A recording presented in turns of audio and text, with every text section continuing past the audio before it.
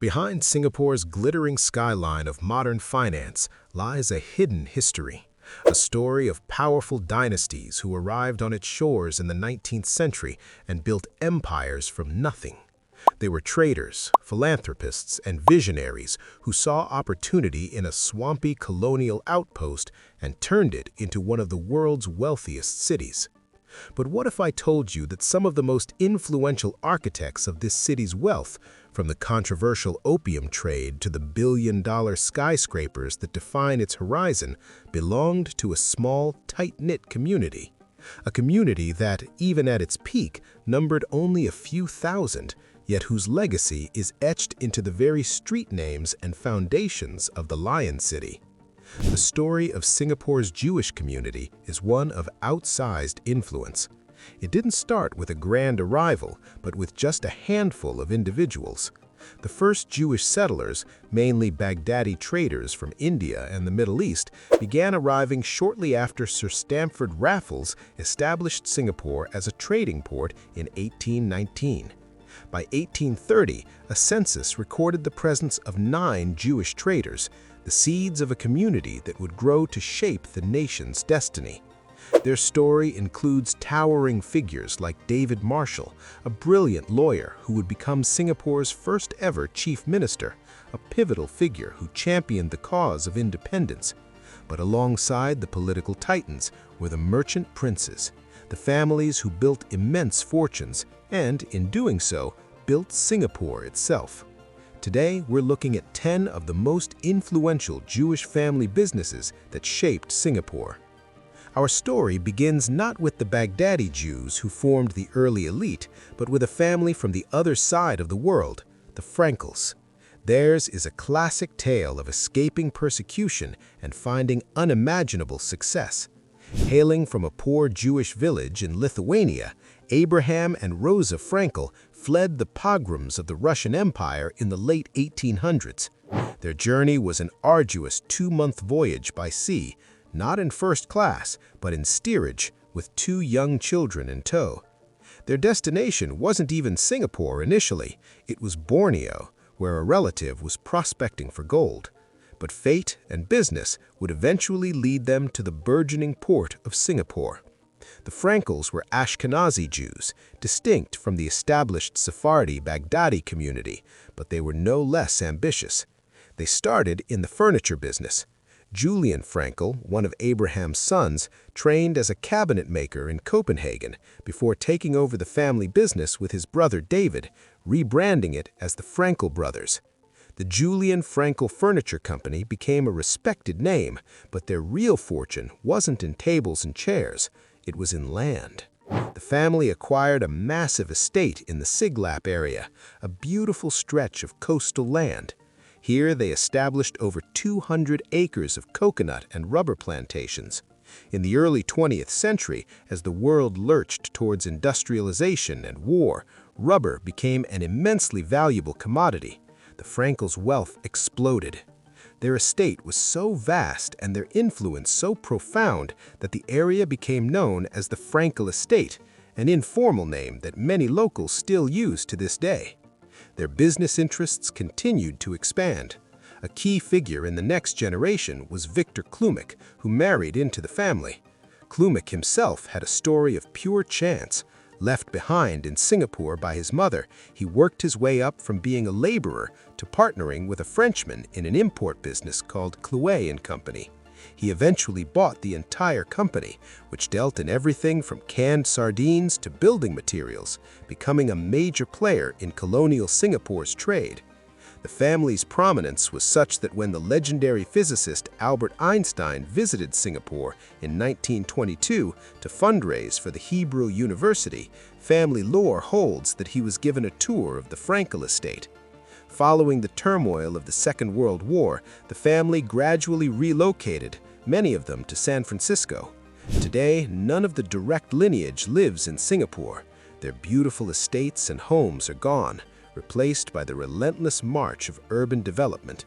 But their name remains, a permanent reminder of the Lithuanian refugees who came with nothing and built a tropical property empire. If you walk through Singapore today, you will inevitably cross paths with the legacy of the Elias family. Elias Road, Elias Green, and the historic David Elias building are not just names on a map. They are monuments to a family that was deeply woven into the commercial and civic fabric of the city for generations. The Elias family were prominent Baghdadi Jews, part of the early wave of migration from the Middle East that formed the bedrock of the Jewish community. One of the most notable figures was Joseph Aaron Elias, who lived from 1881 to 1949. He was more than just a successful businessman. He was a public figure who served on various committees and held public office, representing the community's interests and contributing to Singapore's development during a critical period of its colonial history. It's widely believed that Amber Road is named for their family's clan name, Amber, another sign of their deep roots in the city's real estate. The family's wealth was built on a combination of savvy trading and significant property investments, a common formula for success among the early Jewish pioneers. Another branch of the family, represented by David Elias, left an equally visible mark. In 1928, he commissioned the construction of the David Elias Building, a stunning three-story neoclassical landmark at the junction of Middle Road and Saliji Road. Designed by the famed architectural firm Swan and McLaren, the building was a statement of success and permanence. It stood at the heart of the area that once formed the Jewish Quarter, or Mahala, a vibrant neighborhood where the community lived, worked, and worshipped. David Elias had established a successful trading company in the early 20th century, and this building was the physical embodiment of his commercial achievements.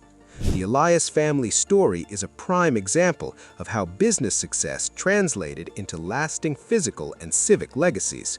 They didn't just accumulate wealth, they embedded themselves into the urban landscape, ensuring their name would be remembered. Long before Marina Bay Sands defined Singapore's skyline, another grand establishment stood as a pinnacle of luxury, the Grand Hotel de l'Europe.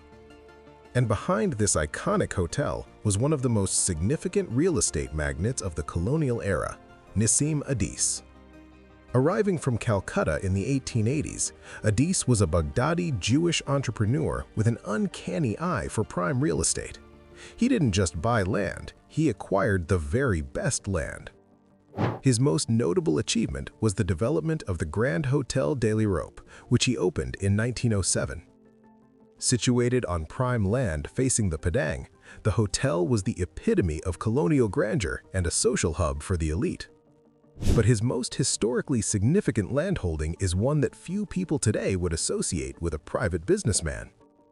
Historical records state that Nissim Adis once owned the vast plot of land upon which Singapore's Supreme Court now stands.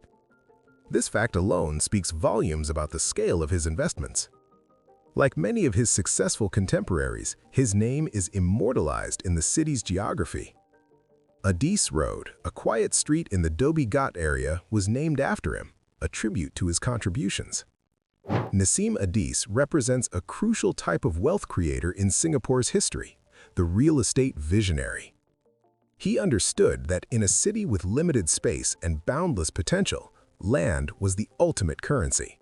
His ventures in hospitality and property development were not just businesses, they were acts of city shaping. While his family name might not be as widely recognized today, his impact was just as foundational. As we move into the modern era, the nature of influence and wealth begins to shift. While the 19th and early 20th centuries were dominated by traders and real estate barons, post-independence Singapore saw the rise of a new elite, leaders in professional services. No one embodies this transition better than Harry Elias. Born in Singapore in 1937 to Baghdadi Jewish parents, Elias grew up in the historic Jewish Mahala. He would go on to become one of Singapore's most formidable trial lawyers.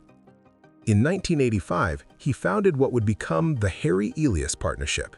It wasn't a small firm, it grew into one of Singapore's leading full-service law practices, a multi-million-dollar enterprise recognized for its expertise in litigation and arbitration.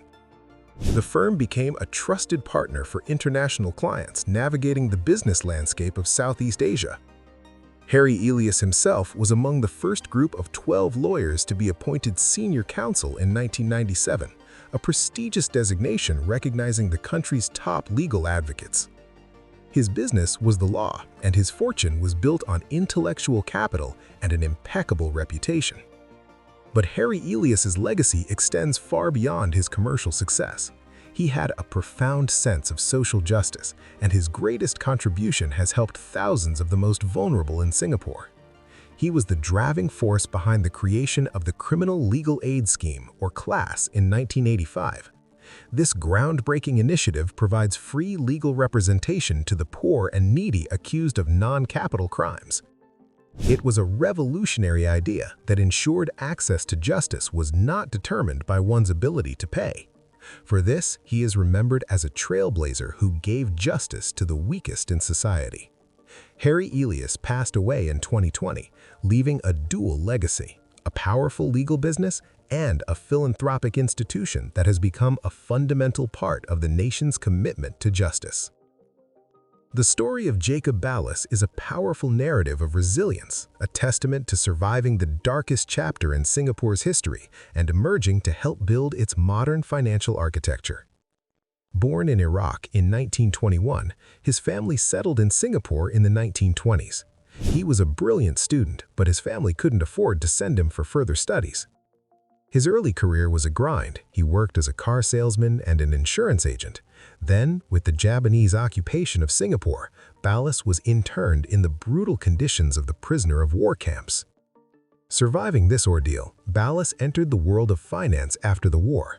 With a sharp mind for investment, he found incredible success in the post-war boom and had become a millionaire by the 1960s. His expertise and integrity didn't go unnoticed. He rose to become a leading figure in the nation's burgeoning financial sector. From 1964 to 1967, he served as the chairman of the Malaysia and Singapore Stock Exchange. During his leadership, he oversaw a period of dramatic growth, with the exchange's value more than doubling. He was instrumental in professionalizing the market, laying the groundwork for what would become the Stock Exchange of Singapore. Like many of great Jewish business leaders, Jacob Ballas was also a dedicated philanthropist, donating generously to community causes. After his death in 2000, his estate was used to benefit numerous charities in Singapore. His name lives on in some of the country's most beloved public spaces. There is the Jacob Ballas Center, a community building, and perhaps most famously, the Jacob Ballas Children's Garden at the Singapore Botanical Gardens, the first garden in Asia dedicated to children. From a young man who couldn't afford a university education and survived a POW camp, Jacob Ballas rose to become a key architect of Singapore's financial marketplace. In post-war Singapore, a new kind of consumer was emerging. As incomes rose, so did the appetite for international brands and luxury goods. One family saw this cultural shift and built a retail empire on it. That family was the Benjamins, and their company, F.J. Benjamin, would go on to define luxury retail in Singapore for over half a century. The group was founded in 1959 by Frank Benjamin, who started with a simple vision: to bring the world's best fashion brands to Singaporeans. In the early days, this was a radical idea, but Frank Benjamin was a pioneer. In 1975, he opened Singapore's first single-brand Lanvin boutique in the Grand Hyatt Hotel, a watershed moment that marked the beginning of Singapore's transformation into a major hub for high fashion. Over the following decades, F.J. Benjamin Holdings became the go-to partner for international brands like Guess and Gap looking to enter Southeast Asia. The business, led by Frank and his brother Nash Benjamin, grew from a single store into a publicly listed powerhouse. The family's success was widely recognized. In 2002, a study by KPMG and Oxford University named F.J. Benjamin as Singapore's top retailer for brand value creation. Nash Benjamin himself has been celebrated for his business acumen, winning awards like Ernst & Young Lifestyle Entrepreneur of the Year. The Benjamin family's wealth wasn't built on land or commodities, but on brands, marketing, and an intuitive understanding of the consumer's psyche. They saw that as Singapore grew richer, its people would want a piece of the global culture of glamour and style. By bringing that culture to Singapore's shores, the Benjamins created the very fabric of the city's modern retail landscape. The story of Jewish business in Singapore has always been international, and in the 21st century, this globalization is personified by figures like Aiden Ofer. An Israeli billionaire with a vast global empire, Ofer represents the modern, highly mobile tycoon with a significant footprint in Singapore. His fortune spans shipping, energy, drilling, and mining. Aiden Ofer is the son of Sammy Ofer, who built one of the world's largest private shipping fleets. Aiden has expanded the family's interests through a web of holding companies, including the Quantum Pacific Group and Kenan Holdings. His connection to Singapore is deeply embedded in his corporate structure. Eastern Pacific Shipping, or EPS, a leading shipping company controlled by the Ofer family, is headquartered in Singapore. This strategic positioning highlights Singapore's critical role as a global hub for maritime trade and finance. Ofer's engagement with Singapore extends to philanthropy. In 2021, he and his wife launched a maritime scholarship fund in the city-state aimed at nurturing the next generation of industry leaders. His presence signifies a new chapter in the story of Jewish enterprise in the nation. While historical families built their fortunes from the ground up in Singapore, Ofer represents the established global billionaire who chooses Singapore as a key operational base. With a personal net worth estimated by Forbes at around $22.5 billion in 2025, he is a modern merchant prince whose empire is managed from key hubs around the world, with Singapore playing a vital role. To understand the towering success of the great Jewish dynasties, we have to appreciate the pioneers who took the initial risk. Abraham Solomon was one of those men. Born in Baghdad in 1798, he fled the oppressive rule of the Ottoman governor, making his way to Calcutta before settling in Singapore in 1836. He was one of the earliest Jewish settlers to truly put down roots.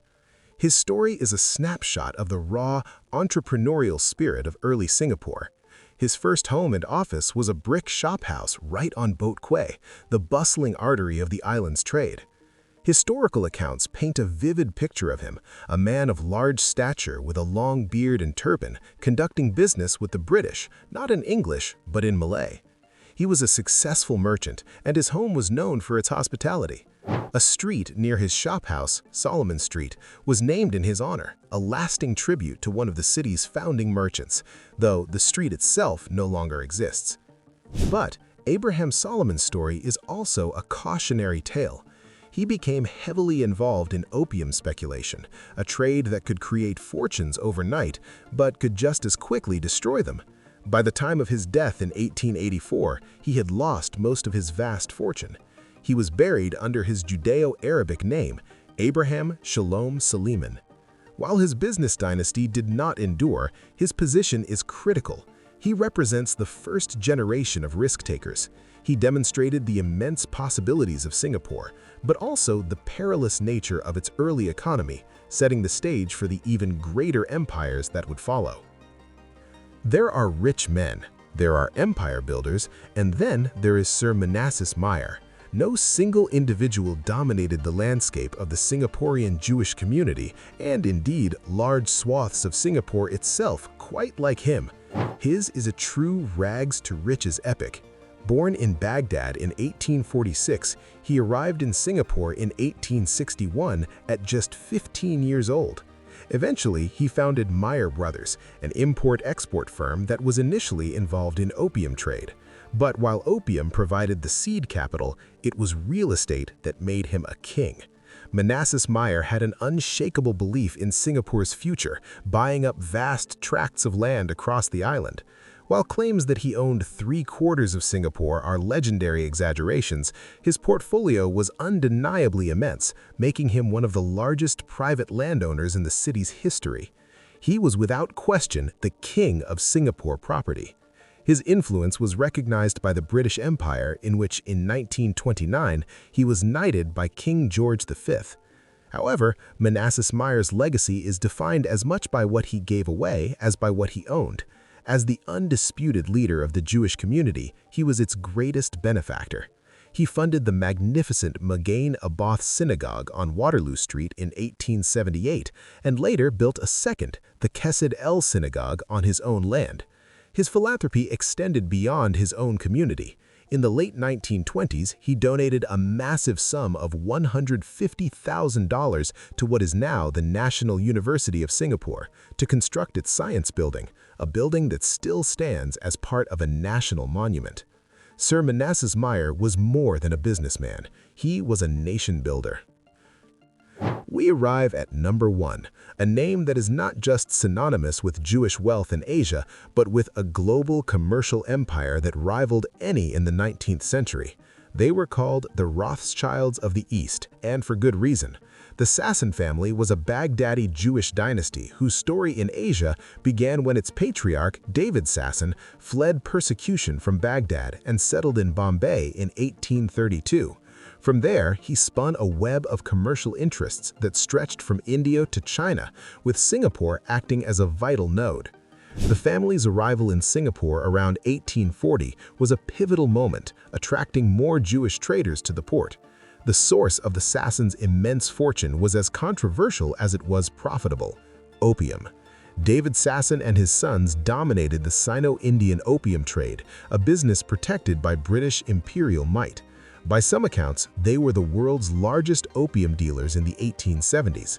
They staffed their branches across Asia with fellow Baghdadi Jews, creating a loyal and efficient network. But they were too shrewd to rely on a single commodity, diversifying into textiles, shipping, and finance. The Sassons had a direct hand in the founding of one of the world's most powerful financial institutions.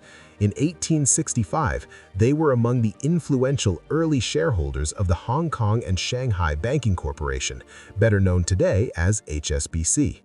The family's influence was staggering. In China, Sir Victor Sasson dominated Shanghai real estate. In India, they built docks and libraries. In England, they assimilated into the highest echelons of society. While Singapore was just one piece of their global puzzle, it was a critical one. Their trading operations helped establish Singapore as a major international port, and their wealth set a new standard for what was possible. The Sasson story is complex. It is a story of immense business acumen and dynastic power, all built on a trade that had profound social consequences. They represent the apex of 19th century colonial capitalism. From the pioneering grit of Abraham Solomon to the global financial web of Aiden Ofer, from Manassas Meyer's dominance over the city's land to the Sassons' control of continental routes, the story of Singapore's wealth is utterly incomplete without the chapter written by its Jewish dynasties. They arrived as a tiny minority, refugees from persecution and adventurers seeking fortune. They found a home in a tolerant, trade-focused society and proceeded to shape its destiny. They were not just businessmen, they were philanthropists, community leaders, and nation builders who left an indelible mark on the city's landscape, its economy, and its laws. They proved that in the dynamic melting pot of Singapore, influence is not a matter of numbers, but of vision, ambition, and an unshakable drive to build. If you enjoyed this deep dive into Singapore's hidden history, make sure to like this video and subscribe to our channel for more stories of the families and figures who shape our world. And let us know in the comments which family story you found most fascinating. Thanks for watching.